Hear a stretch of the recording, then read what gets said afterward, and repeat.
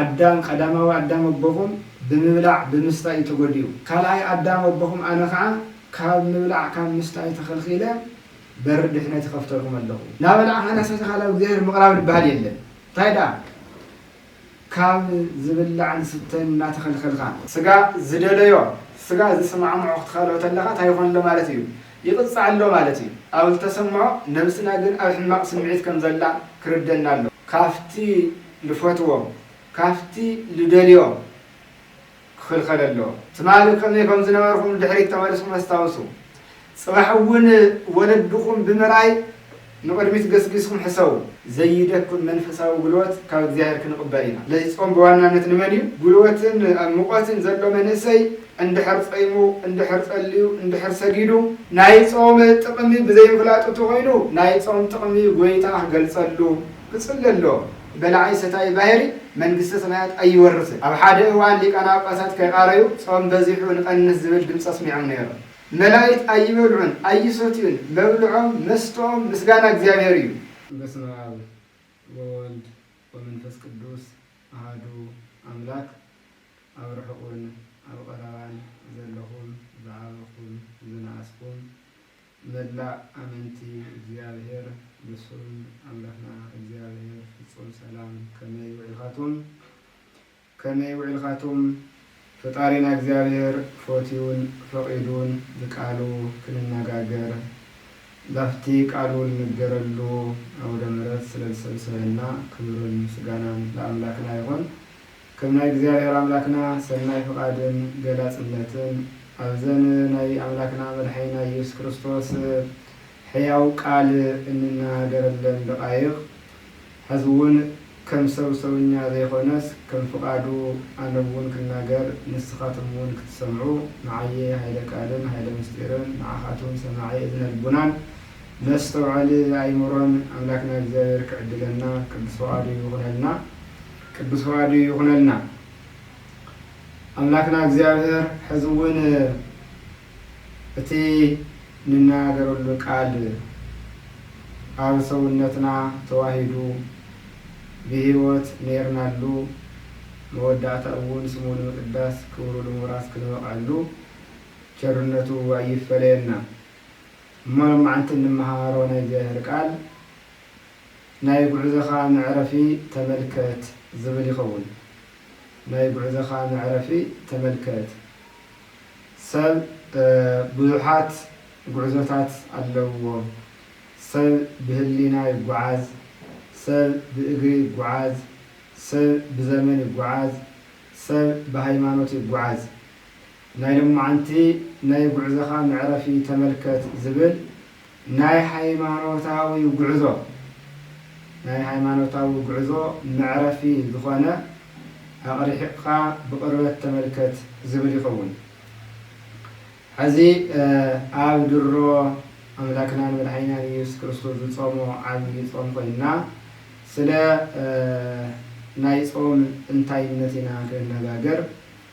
بار كم امنتي እግዚአብሔር በአምላክና መድኃኒና ኢየሱስ ክርስቶስ ተማርና ይሆን ከአምላክና መድኃኒና ኢየሱስ ክርስቶስ ዘራና ይሆን ሁሉ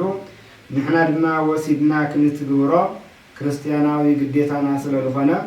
አምላክና መድኃኒና ኢየሱስ ክርስቶስ ጾሙን ሙጻም አዋዜሙ እስካለለና ስለጾም ክንመሃር ግድል ይብለና ማለት ነው ሰብ ካፍቶም ዝገብሮም ጉዕዞን ድሕር ሓደ ሃይማኖታዊ ጉዕዞ ኮይኑ ብፍላይ ሃይማኖት ማለት ታይ ማለት እዩ ዘይርአ ከም ዝርአ ናይ ርሑቕ ከም ቀረባ ናይ ነዊሕ ከም ሓፂር ገይሩ ዘርኢ ፉሊ ሰብ ሰራሕ ዘይኾነስ እግዚአብሔራዊ አምላካዊ ዝኾነ ናይ ውሽጢ መሳርሒ እሞ ስለዚህ ሰብ ልኾነ ናይ ስጋ እንቅስቃሴ ክገብር ተሎ ቅድሚ ብእግሪ ስጋ ናፍቲ ዝደለዮም ውፅሑ ብህሊና ይበፅሖ ቅድሚ ብእግሪ ስጋ ናፍቲ ዝደለዮም ውፅሑ ብህሊና ይበፅሖ ብመንፈሳዊ ድማ ቅድሚ በአካል ናፍቲ ተስፋ ዝገብሮም ውፅሑ أقدمو بهيمانوت كريالو بهيمانوت منصر أقريون أقوليهون كريالو سلازي أملاكنا مدحينا يسوع كريستوس أتي أوز عالم زي مسئول 33 عامة 3 ورحن بقالوا لمهرنا بتجبروا لرأينا نحنا كننا جرا نحدنا كنا هارو إلون كنت جرا أنا رات فينا نيرو ناي منفساوي هيوت نابرا زرينا زمرنا طفينا نيرو نجرجن ناي زي كله أرعانا عبدنا نكون ذو سويتا بقالوا نميرنا يو بجبروا نارينا يو كافتم بقى بمجمريا بجبر لرأينا حد ما دحري كابون كايوت منفس قدوسن أملاك ود أملاك مخانو مسكارو بقى طالب قدام قرنتوس قيدو زصمو 4 ليتن معلتن ناي 4 صومي سلازي سلصوم قداماوينت እግዚአብሔር አምላክ ንወድሰ አቀድሙ ሰርዓሉ ሕግታሊ ጾሚ ጾም ማለት ምኽልኻል ማለት እዩ ካብ ምንታይ ተምኽልኻል ካፍቶም ንሰውነትና ዝስማዕምዑ ንስጋው ድልየትና ዘበሉቱ ነገራት ምኽልኻል ንገሊኦም ብሰዓታት ንገሊኦም ድማ በቲ ናይ ጾም መጠን ልክ ከም ዓብይ ጾም ን55 መዓልቲ ማለት እዩ ሱጥራሕ ግን ይኾንን ካብዞም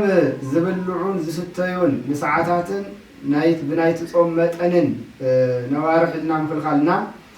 እቶም بوشتين حمسان حوارن كنسرحوزن زي جبونا كوشتنا كحسون كنجرون زي جبون بواساتنا ونختبرون زي جبون نعاتهم نكين نسرح نتوم كنسرحهم زي جبونا كنسرحهم زي دفافة سجاوي دليت نمد خامي سب بعفو الناس وما بخاولو الناس وما بعفو تزيد سيمو سب بعفو الناس وما بخاولو تزيد سيمو كلهم كنتيو بفلاي دما سب بخاولو الناس وما بعفو تزيد سيمو لا كنتيو مناتو اتي بخاودي النخلخال لنا مخلخال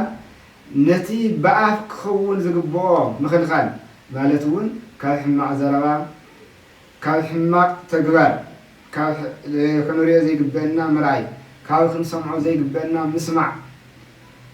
كاو زيوم فتسمنا نخلخاليو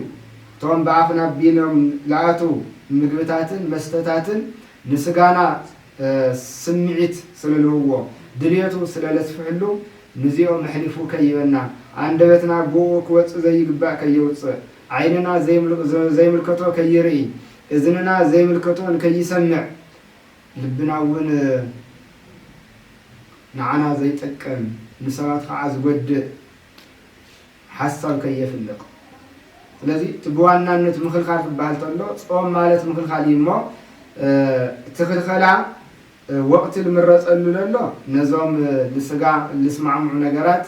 لبلع لسته كان نغين كان مستني እንደገና ገደብ ላይ ሁሉ ምክልካል ደማለው እሱን እቲ ካውሽጥ ይወጽ ማለት ነው እቲ ካውሽጥ ናና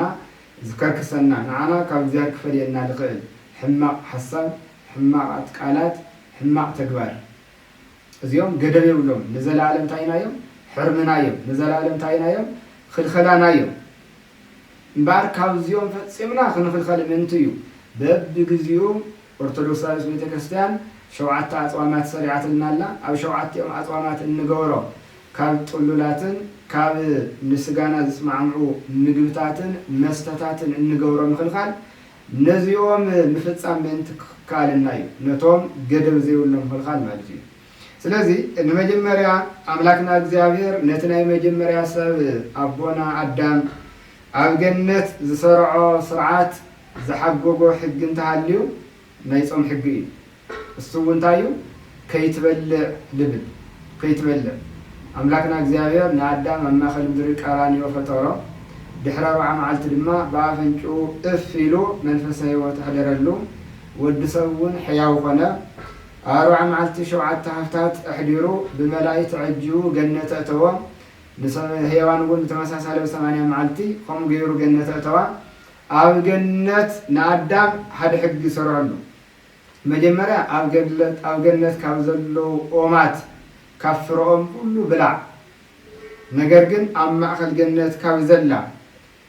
صبقن حماقن كابتفلت إسقبلس فرا كيتبلع إلو حد سرعنو مجمرة بالعيلو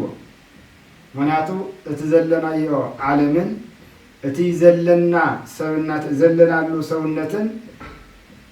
እቲ ዘለናሉ ዓለም ልብላዕ ልስተለለዎ እዩ እቲ ዘለናሉ ሰውነት እውን ዝበልዕን ዝሰትን እዩ ነገር ግን ነዚ ስዒው ዝብላዕ ዘይብሉ ዓለም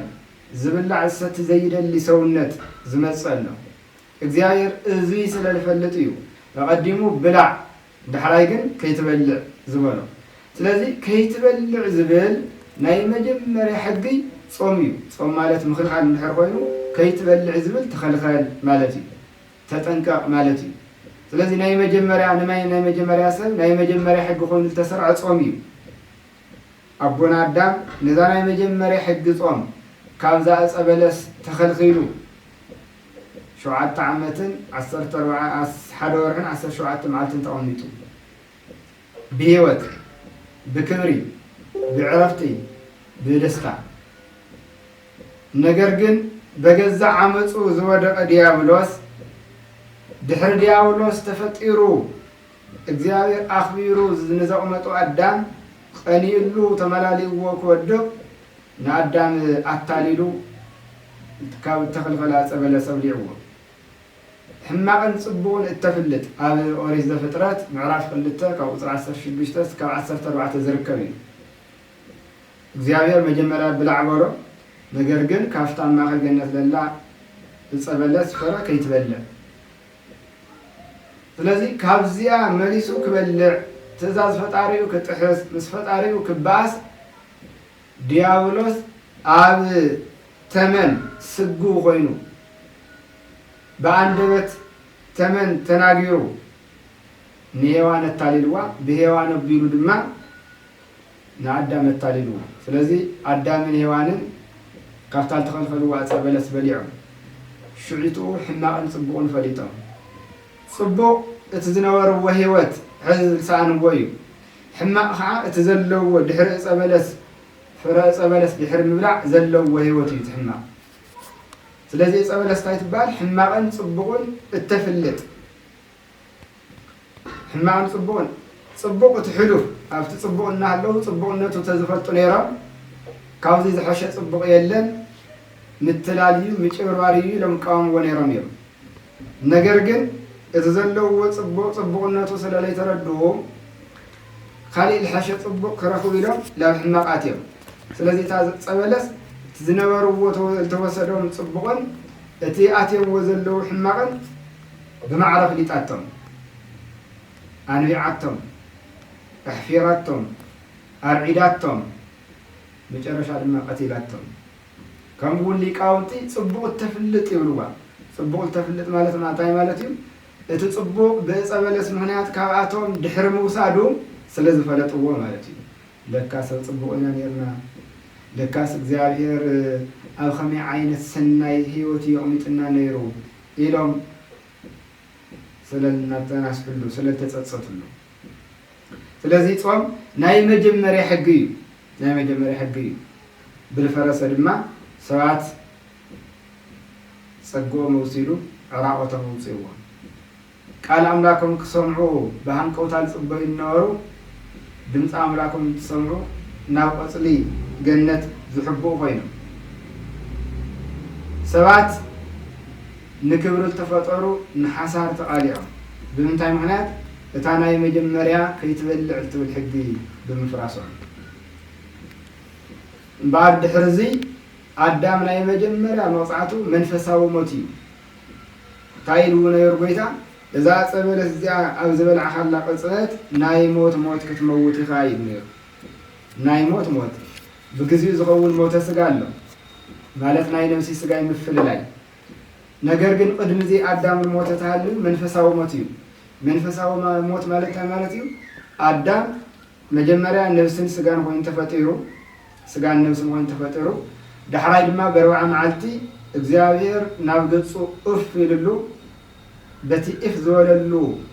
መንፈስ ሕያው ኮይኑ ይነብር ነይሩ እዚ በርባዓ መዓልቲ እፍ ተባሂሉ ዝተዋሃቦ መንፈስ ካው ስለልተልዓለ አዳም ምስ እግዚአብሔር ዝረኸበሉ ዝነበረ ብሕታዊ ጸጋ ስለዘወሰደ ብመንፈስ ሞት ኮይኑ ስጋን መንፈስን ጥራሕ ኮይኑ ስጋን መንፈስን ጥራሕ ኮይኑ ናይ መጀመርያ ሙስ እዩ ድሕሪኡ ድማ ረዓድ ድንጋጼ ፍርሓት ሰቀቀን እዚኦም ዘስዕብዎ ናይ ሕሊና ሞት እውን ኣሎ ናይ ሕሊና ሞት ቀፂሉ ድሕሪ 930 ነፍሲ ስጋ ይተፈላለዩ ስለዚ እፀበለ ሰለስተ ጊዜ ቀቲላት ተበላ ሰለስተ ጊዜ እሞ ከምዚ ኢሉ አዳም እታ ብዝሑ ተባዝሑ ንምድሪ እውን ምልእዋል ትብል ቃል አምላክ ንምፍጻም ካብ ሔዋን መንታ ብዙሓት ደቂ ወሊዱ ካብ አቶም 10 ትውልዲ ካብ አዳም 10 ትውልዲ ዝኾነ ሄኖክ ንገርም እዩ ካብ አቶም 7 ትውልዲ ይቅርታ 7 ትውልዲ ዝኾነ ሄኖክ አባሕጉ አዳም ብምብላዕ ከም ዝሞተ ብምብላዕ ከም ዝወደቀ ተረዲዩ በገዛ ፍቃዱ አፍቲ ዝብልዑ ዓለምን አፍቲ ዝበልዕ ሰውነትን ኮይኑ ካብ ልብላዕ ካብ ልስተ ተኸልኺሉ ካፍቲ ብልዕሊ አዳም ዝወረደ ሞት ተሰዊሩ ሓራ ወፂኡ ናይ አዳም ናይ ሞት ፍርዲ ናይ ነፍሲ ስጋይ ምፍልላይ በአዳም ይኾነ ተኸሲቱ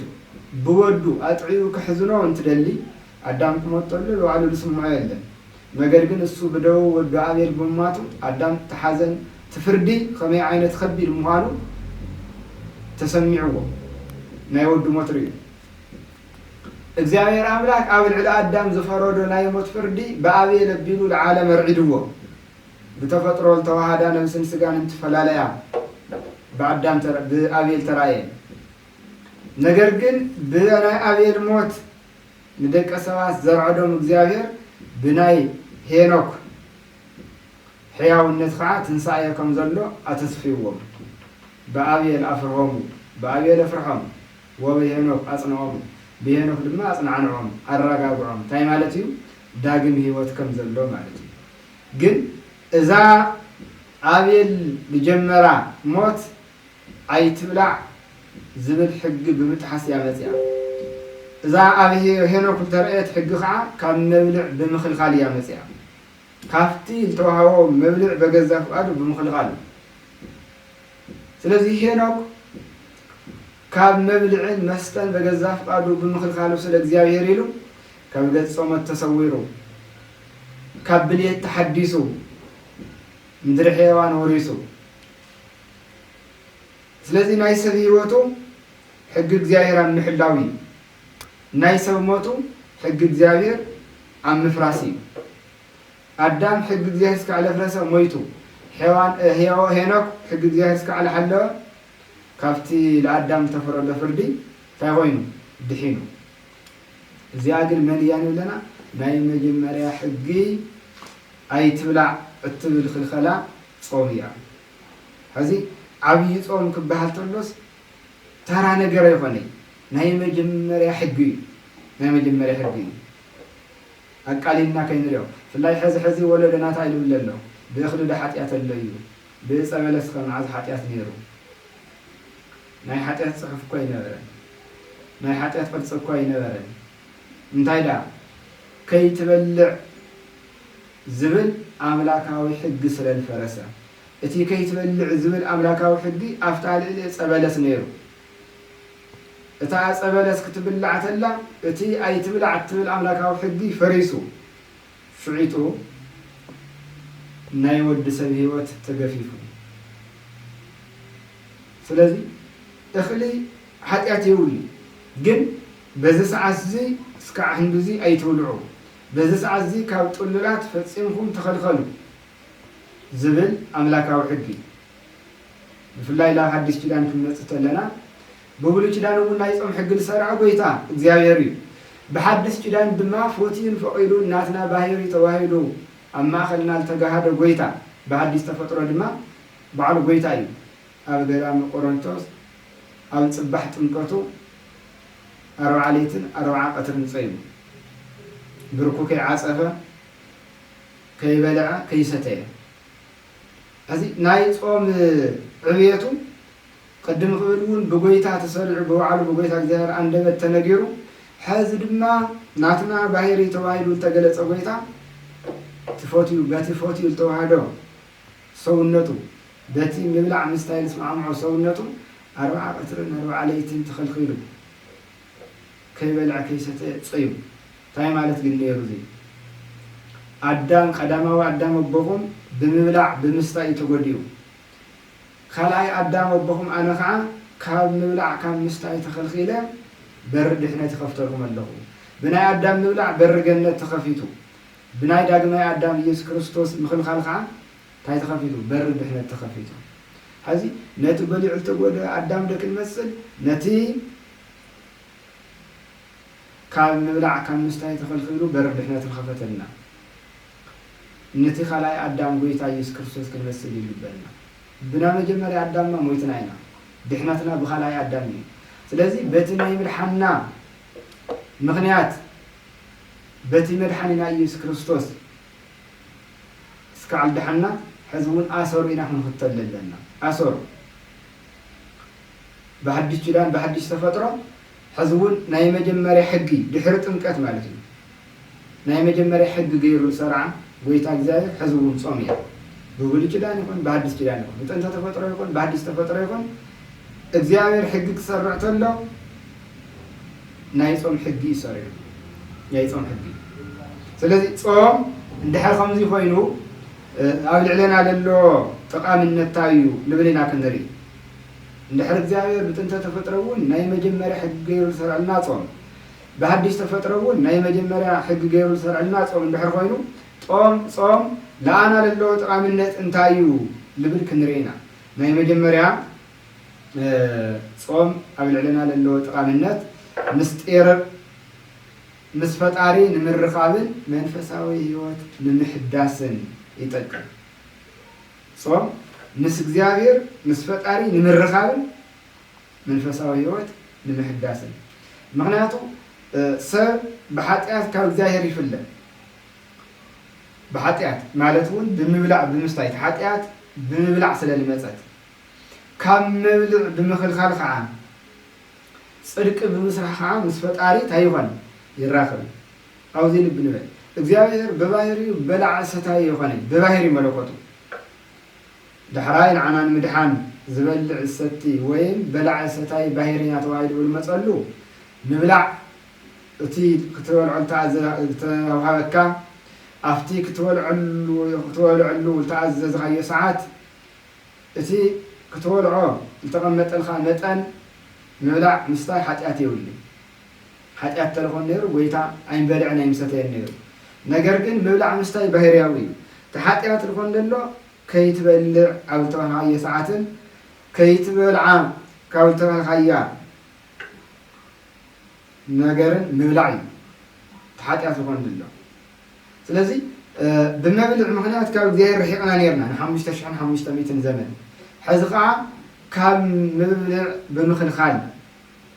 ናብ እግዚአብሔር ንቐርብ ስለዚ ጾም እስካዕ ሰዓቱ ካብ እኽሊ ማይ ካብ ጥሉላት ድማ ብናይቲ ጾም መጠን ክንኽልኸል ተለና ብዝበለፀ ምስ ፈጣሪ ዘለና ቅርርብ ምስ ፈጣሪ ዘለና ርክብ ይሰጥን ይኸርር መንፈሳዊ ህይወትና ድማ በኃጢአት ብምብላዕ ብምስታይ ዝሒሉ ደኺሙ ዝነበረ ይበርትዕ ይሞቕ መንፈሳዊ ሙቐት ይስምዖ ብመን ምክንያት ብጾም ምክንያት ጾም ዘይብሉ ትሩፋት የለን ንዕኡ ለዩ ጎይታ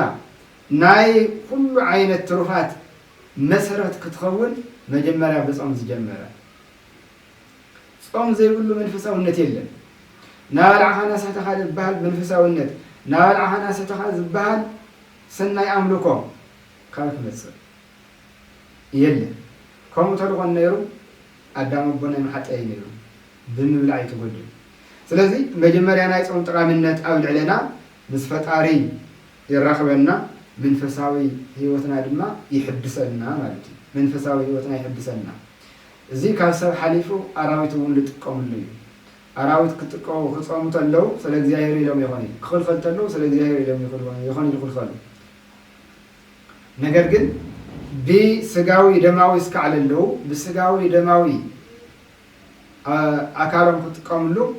እግዚአብሔር በተፈጥሮ ብዝሃው ማይምሮ ካብ ልብላዕ ልስተል ክልሉ ግዜ ኣሎ ካብኣቶም እቲ ብጥበቡ ልፍለጥ ተመን እዩ ተመን ናበልዐ ሰውነቱ ይገዝፍ መጨረሻ ኣብ ሓደጋ ያቱ እንታይ ማለት እዩ ካብ ኢድ ፀላኢ ምምላጥ ይሳኣኖ እንታይ ይገብር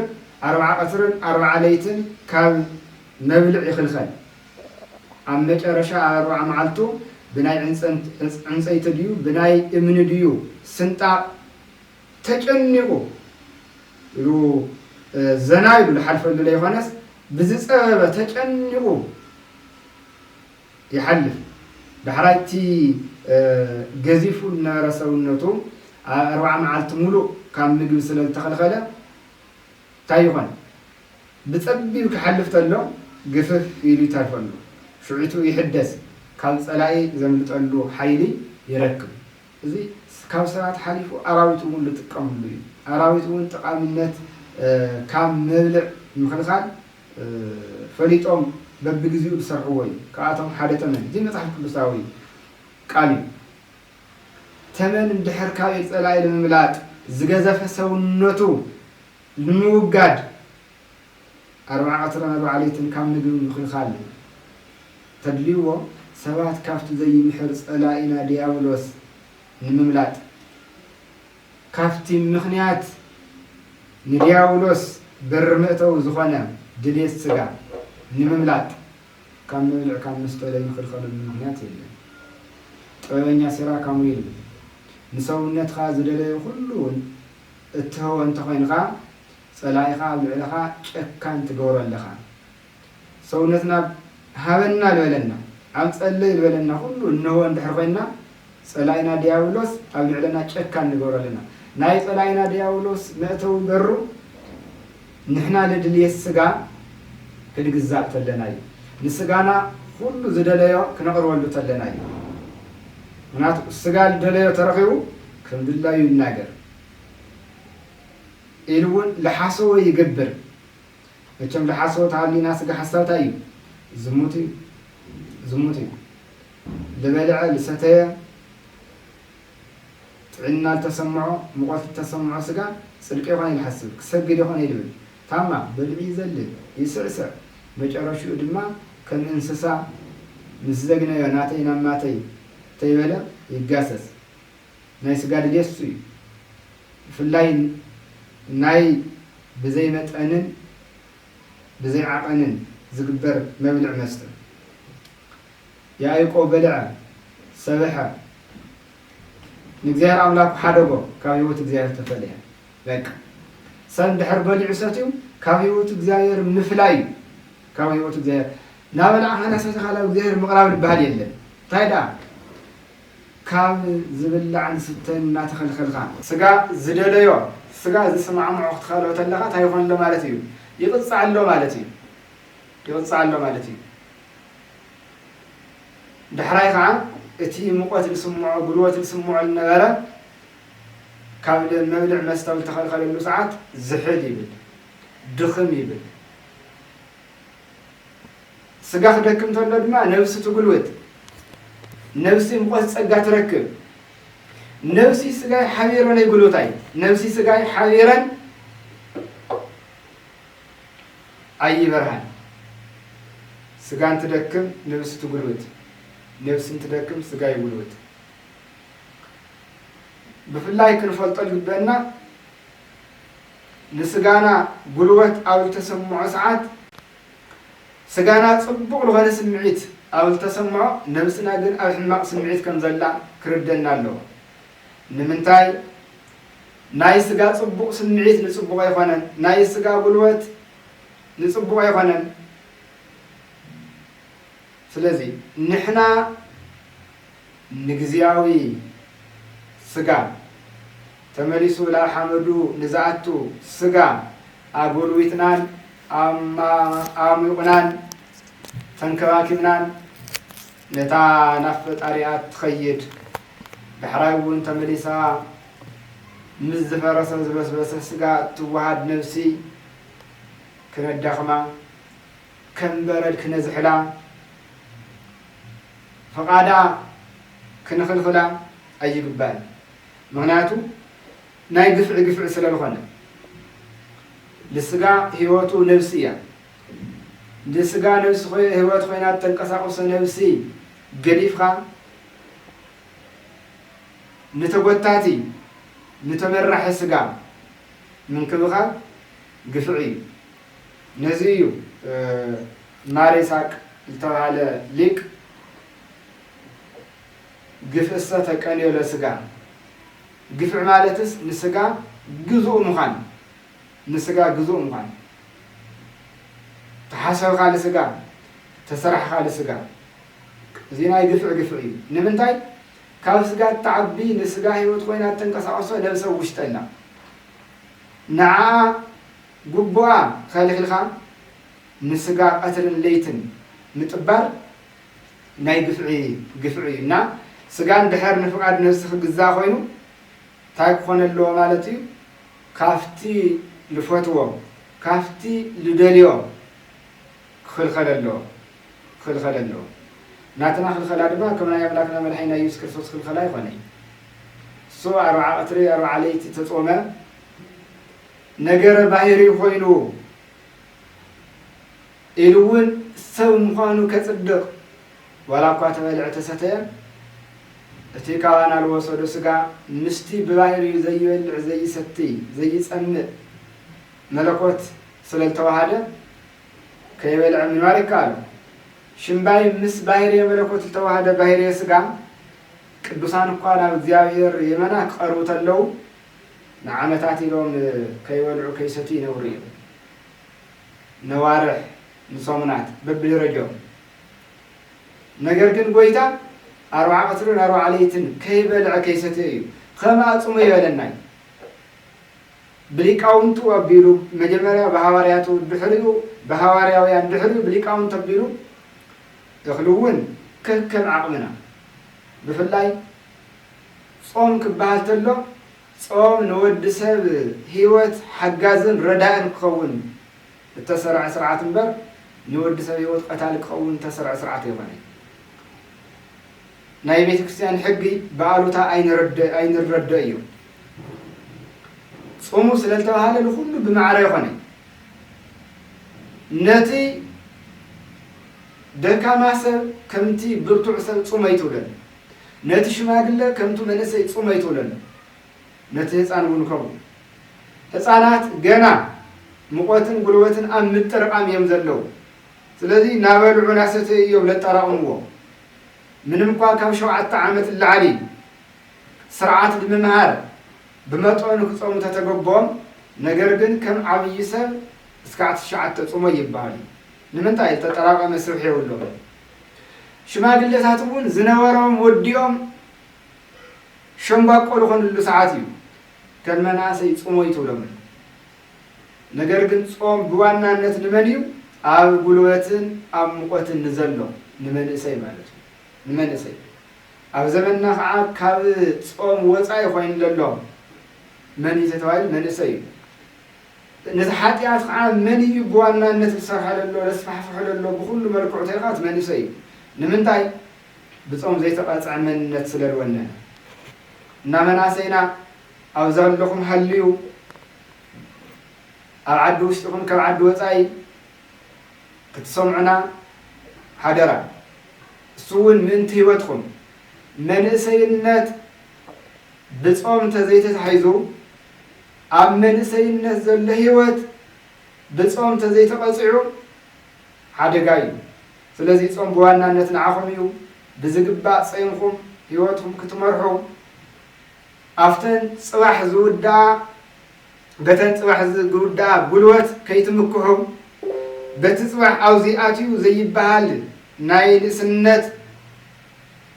ማእገር ናይ ንእስነት ቅልፅም ከይትምክሑ ብጾም ስኽን ኢልኩም ረእይዎ ትማሊ ከመይ ከም ዝነበርኩም ድሕሪት ተመልስኩም ኣስታውሱ ጽባሕ እውን ወለድኩም ብምርኣይ ንቅድሚት ገስጊስኩም ሕሰቡ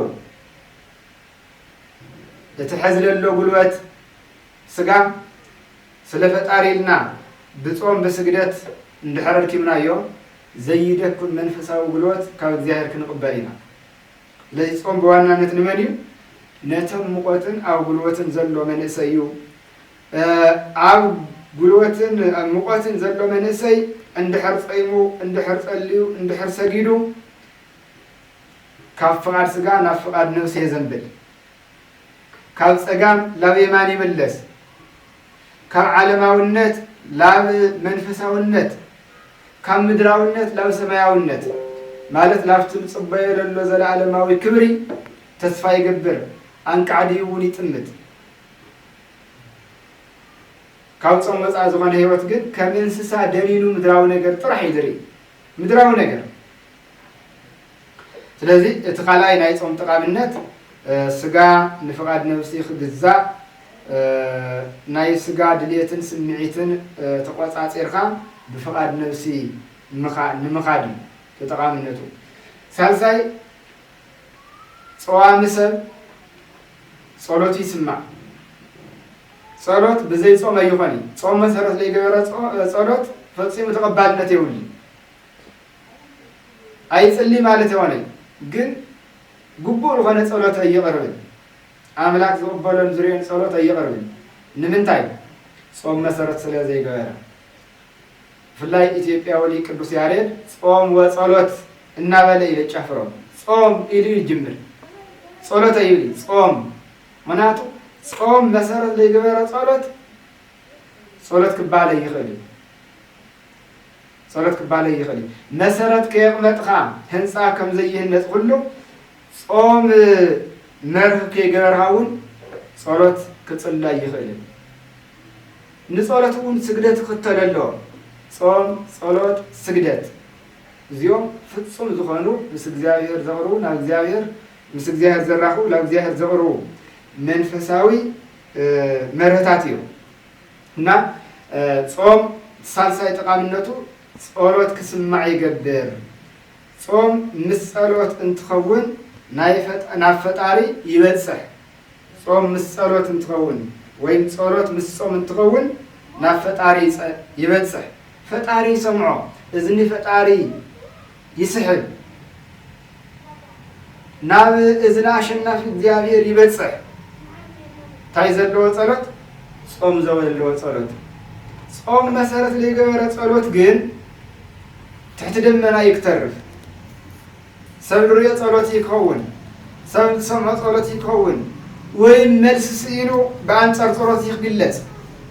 በአንጻር ጸሎት ይግለጽ አንኳሕኩሑ ክፈተልኩም እዩ ለምኑ ክወሃበኩም እዩ ድለዩ ክትረኽቡ ኢኹም ጾም መሰረት ዝገበረ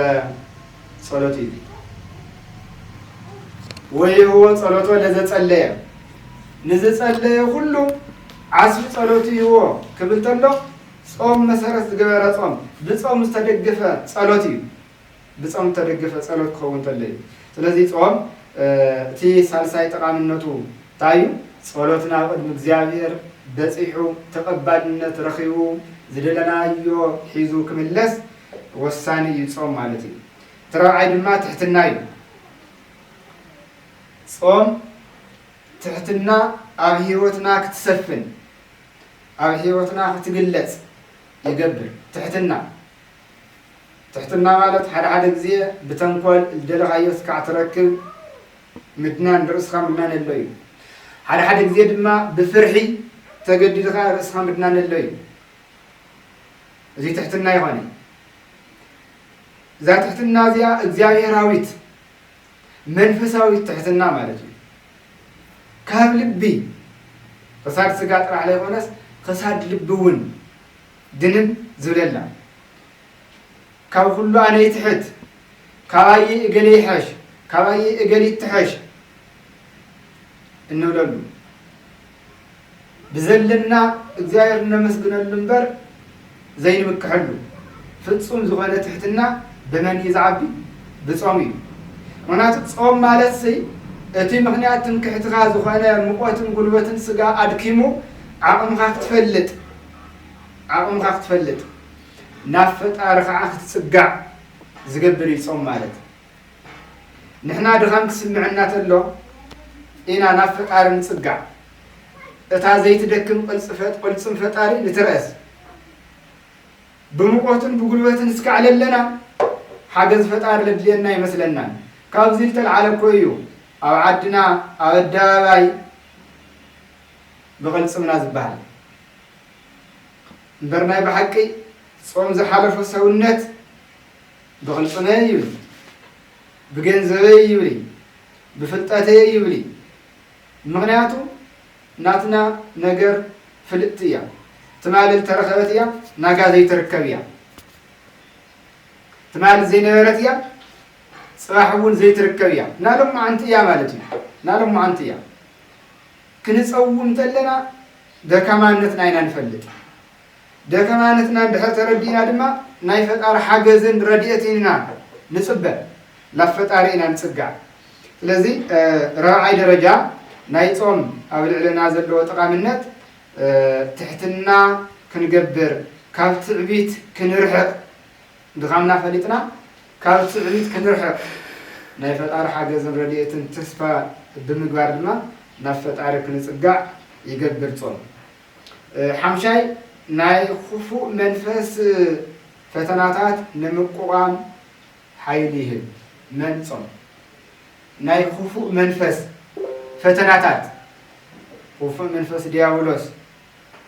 عبد علينا زمصوم فتناتاتو كنقاومهم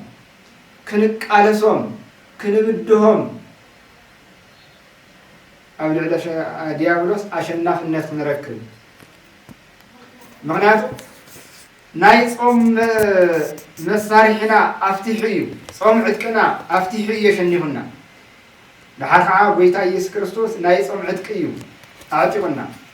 بتي قويتا العتقنا ناي صوم عدكينا نتيوم كاو دياولوس زورورو نمكتهم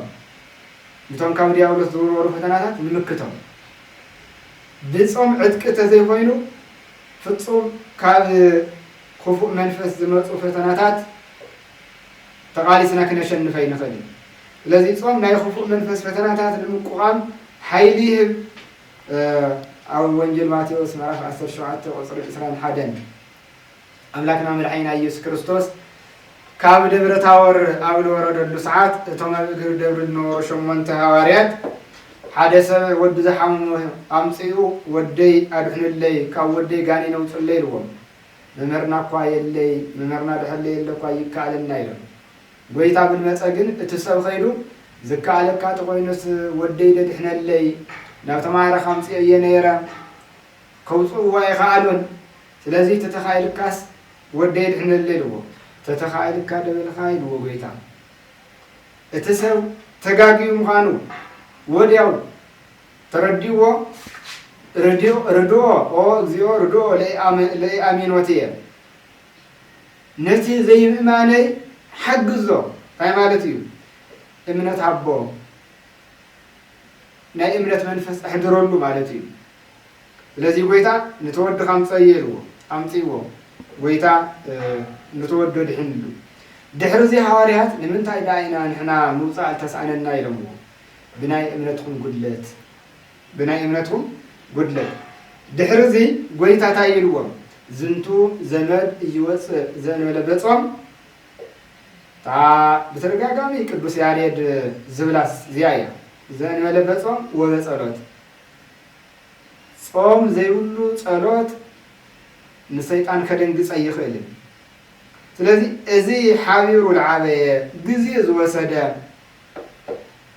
መንፈስ ብዘይካ ጾምን ጸሎትን ታይሆኒ ከተውጽዋ ይትኹልን ክወጽእ ይኽእልን ፈጺሙ አንብላ አምስታይ ፈቃዱ አምፍጻም ዘሎ መንነት ኣብ ልዕሊ ሰይጣን አሸናፍነት ካይ ከምጽ التشنف እንዲሁ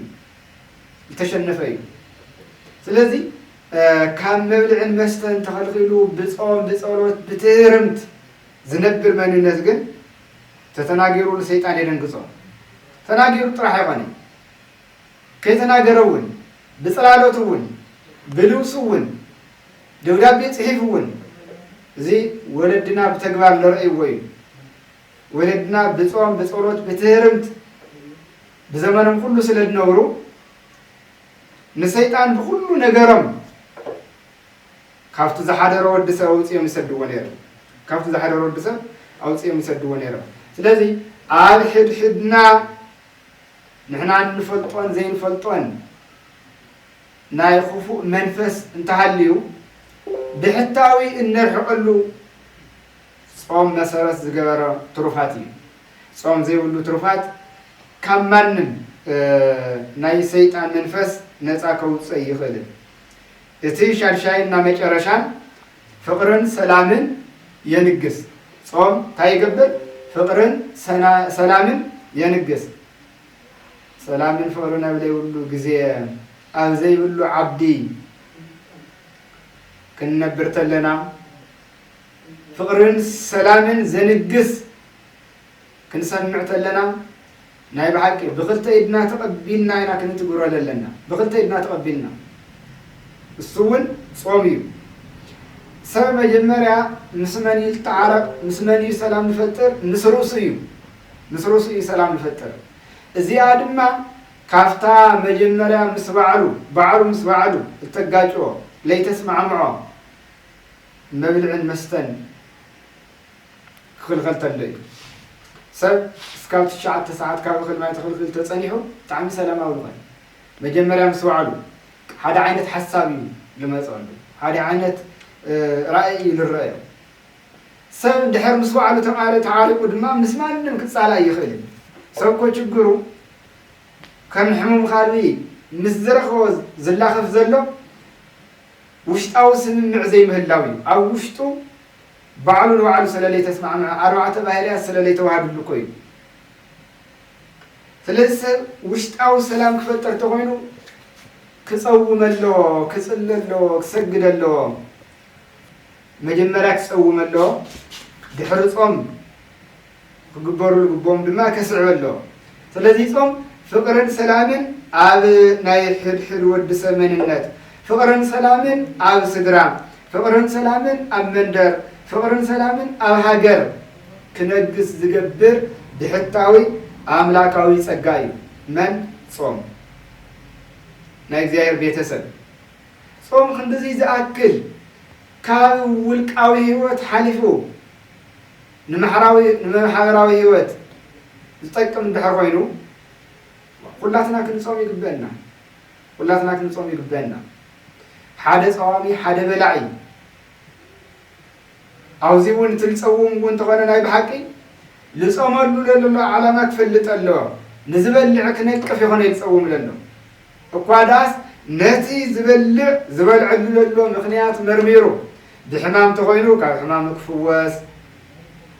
ናይ ጾም ጥቕሚ ብዘይምፍላጡ ተኮይኑ ናይ ጾም ጥቕሚ ጎይታ ክገልጸሉ ክፅሊ ኣለዎ ስለዚ ጾም ሰላምን ፍቅርን ዘንግስ ብሕታዊ ኣምላካዊ ጸጋ እዩ እሞ ኣምላክና እግዚአብሔር ትለለናዮ ወቅቲ ሰላም ድምፂ ሰላም ኣብ እንጠፍአሉ ድምፂ ጦርነት ልስምዓሉ ግዜ ኢና ለለና እሞ ግቡእ ዝኾነ ብፍላይ ነቢይ ኢሳይያስ ብትንቢቱ ምዕራፍ 58 እግዚአብሔር ዝቕበሎን ጾም ኢሉ ለቕመጠ ኣሎ ስለዚ እቲ እግዚአብሔር ዝቕበሎ ጾም ጾምና እግዚአብሔር ጾምና ተቐቢሉ መዓቱ ከቁረልና ምሕረቱ ከውርደልና እንድሕር ኮይኑ ሕዚ እውን ጾም ብዝግባእ ክንጾም እዩ ዝግበአና ጾም ትርጉም ክዝህልዎ ካብ ምግቢ ምክልኻል ክፉእ ካብ ምግባር ካብ ምግቢ ምስ ምክልኻል ጾም ትርጉም ዝህልዎ ካብ ምግቢ ምስ ምክልኻል እሱ ከም ዘሎ ኮይኑ ማለት እዩ ብዋናነት ጾም ማለት ካብ ነገር ክፉእ ካብ ምንጋር ካብ ፅሊ ካብ ቅንዓት ካብ ዝሙት ካብ ሓምየት ካብ ሓሰት ኮታስ ካብ ኩሉ ዓይነት ክፋት ካብ ከንቱ ትርፊ ካብ ከንቱ ክስቢ ካብዚ ርሒቕና ክንፀውም ተለና እዩ እቲ ካብ እኽሊ ምክልኻል ሃምለሎ ኮይኑስ እሱ ግን ብቑዕ ኣይኮነን ካብ እኽሊ ምክልኻልናስ ካብዞም نايخوفو منفس مسارح زغانو تزيت خلقنا كابخ مخلخالنا وصيت يولي طقم يولي مالتي دياب كاباتهم فصمنا نمخلخال حجاز من تكوننايو نسغا مقوات غلوت كاوزو مبلع المستن نخلخال لنا مو املاكنا እግዚአብሔር حزون ናይ ጾም እንታይነት ተረዲና እቲ ጾም ብዝግባ ክንጾም ወይ ልግባ ላፍቱ ርስና ክምለስ ናይ ጉዕዘኻ ምዕረፊ ተመልከት ናይ ጉዕዘኻ ምዕረፊ ተመልከት ስለዚህ ጾም ኣብ ገነት መጀመሪያ ጊዜ ተሰራዕ ሕግ እዩ ብጥንተ ተፈጥሮ ጾም ኣብ ገዳመ ቆሮንቶስ ተሰራዕ ናይ መጀመሪያ ሕግ እዩ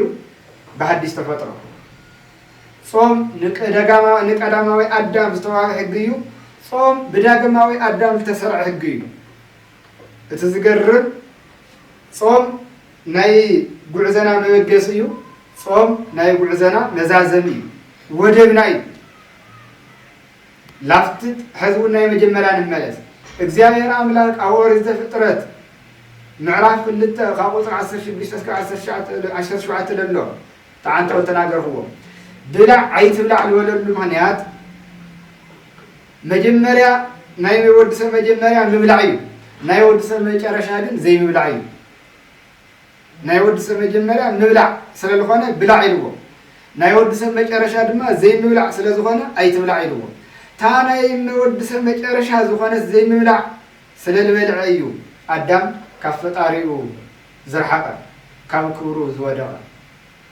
ስለዚህ መጨረሻና ምብላዕ አይሆንም ምብላዕ መጀመሪያና ነበር መጨረሻና አይሆንም መጨረሻናማ ዘይምብላዕ እዩ ስለዚህ ሰብ ካብ ሓደ ዓዲ ላ ሓደ ዓዲ ጉዕዞ ክገብር ተሎ ቅድሚ እግር ስቡ ናፍቲ ዝዓርፈሉ ቦታ ምጽሑ ህሊሉ አፍቲ خيدو እግር ለዓርፈሉ አቀድሙ ይዕርፍ نحن أول تقعدنا نعرفنا ودلاتنا سوون من قصة سماياتيا أم من قصة سمايات دما نبلع مستر بالي اللي من مقا اتي كان موت تسيو من قصة سمايات الورس اتحزل له من النت تحديث طبعا اتحزل له من النت طبعا نجرجن ناي مبلع ناي مستاي ناي زمدراوي صبايو قديفو انبر مس مدراوي صبايو ايغنا بلعي ستاي باهري من قصة سمايات أي ورثة تايدا بلعي ستاي صبايو مبلع المستاين صبايو قديفوي من قصة سمايات الورث ስለዚህ እንደሐር መጨረሻና ዘይ መብላዕ ሆይኑ ናፍቲ መጨረሻና ኢና ክንምልከት ለለና ናፍቲ መጨረሻና ስለጾም ምእመናን ጥራሕ ይሆኒ ኢሎሙን ካህናት ጥራሕ ይሆኒ ሊቃና ጳጳሳት ከይቀረዩ ዘይስማዕ እምበር ዘይንገር የለን ኣብ ሓደ እዋን ሊቃና ጳጳሳት ከይቀረዩ ጾም በዚሑ ንቀንስ ዝብል ድምፂ ሰሚዖም ነይሩ ግን ትዝገርም አውዝስ ጨለኸመወሉ አፍቱ ጨርሽኻ ለይውሎ ዓለም ከታይኩሉ እዮም ከመዮ ሓደ መዓልቲ ቦይታት አይሉ ነይሩ እቲ አውዚ ልጠመዩ ለብልዕ ጾምኡ ለስትሰብ ኣብ መንግስተ ሰማያት ክበልዕ ክሰትዩ ኢሉ ነይሩ ድሓር ሓደ ናይ መብልዕ መስተ ፈታዊ ዝኾነ ታይሉ ብፁዕ ዘይበልዕ ክለ በመንግስተ ሰማያት ኣብ መንግስተ ሰማያት እኽል ልበልዕ ብፁዕ ኢሉ ኣብ መንግስተ ሰማያት ልበልዕ እኽል የለን ልስተ መስተ እውን የለን መላእክት አይበልዑን አይሰትዩን መብልዖም መስተኦም ምስጋና እግዚአብሔር እዩ ንሕና ድማ ኣብ ኣምላክና መድኃኒና ኢየሱስ ክርስቶስ ከም ዝነገረና ኣብ ወንጌል ማቴዎስ ምዕራፍ 22 ቁጥር 32 አመሰ ያዩ ሞታን እያወሱ ወይቷሰው አላ ከመላእክት እግዚአብሔር እሙንቱ ድሕሪ ሞት ለለና ህይወት ከመላእክት እዩ አይነውሱ አይነዋሱ አይነውሱ ለዓልና አይነውሱ ካለቱ አይነዋሱ አይንበልዕ አይነብልዕ ምክንያቱ ማንም ሰብ መብልዕ ለድልዮ ሰብ የለ ልብልዓውን የለን መላእክት አይበልዑን አይሰትን መጨረሻና ምስ መላእክት ከመላእክት ኣብ ሰማያት ይናብራና ሰማያዊ ህይወትና ሰብ ድሕር ናብ መጨረሹ ዝርኢ ኮይኑ መጨረሻና ዘይምብላዕ እሞ ሕዝና ሃለና ያው ዘንላመዶም ለምንታይ ጾም ተሰሪዑ ካብ ልብልዕሎም ለምንታይ ዘይብልዕሎም ኣጽዋማት ለምንታይ በዚሖም ካፍቲ ናበልዓና ናሰተና እንነብሮ ዘመን በዘይ ምብላዕ በዘይ ምስታይ እንነብሮ ዘመን እዩ ብዙሕ نابلعنا ستقال نبرو زمن قدويو عالمون زمنون كيبلعها كي ستقال نبر على تنور العالم جن قدم يولن كيبلعها كي ستقال تنور هيوت جن قدم يولن سلازي مجرشنا زي مبلعنا هاللوا مجرشنا أبخند تملكتنا نتي مجرشنا زسمع مع هيوت أبخند ممراح مالتون نصوم أبخند مدلاو كم إنسسات كو تولعو تستوي بقى هيوتهم بالمبلع بالمستايل تمسرتتيا إيلون نابلعتنا ستي صنيحة موت مجرشو مويت أتر نحنا نجزيو لقومة سقاط طويلنا كنخد وقات بلعنا تستنا بمبلع المستايل راح زقوم هيوت يبنان كاب عندبت እግዚአብሔር بزوص قال وننبر ማቴዎስ 4:4 አምላክና መድኃኒና ኢየሱስ ክርስቶስ ከም ዝነገረና ሰብ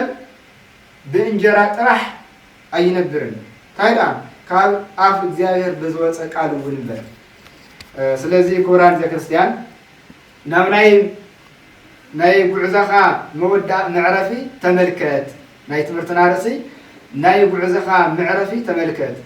ናይ ሃይማኖታዊ ጉዕዘና ምዕረፊ መንግስተ ሰማያት ያ ናይ መንግስተ ሰማያት ናብራ ድማ በዘይ ምብላዕ በዘይ ምስታያ ስለዚህ ንዘላለም ከይበልዓኻ ከይሰተኻ እትነብረሉ ህይወትና ተጸበየካ እትነብረሉ ዓለምና ተጸበየትካ ሕዚ ጾም ስዒርኻ ገዲፍኻ ክበልዕየ ክሰትየ ማል ፍጻመኻ ዘይምፍላጥ እሞ ሕዝቡን አምላክና እግዚአብሔር መጨረሻና እናተመልከትና ጾምና ብዝግባእ ንሙጻም يبقعنا نافتي موالة صمو ول بسلام يبصحنا بمخرنا لمعادنا لا يبوتاتنا أملاك دوس እግዚአብሔር يخبر المسجن وسبات እግዚአብሔር ولولاية الإنجيل ولمسكال كور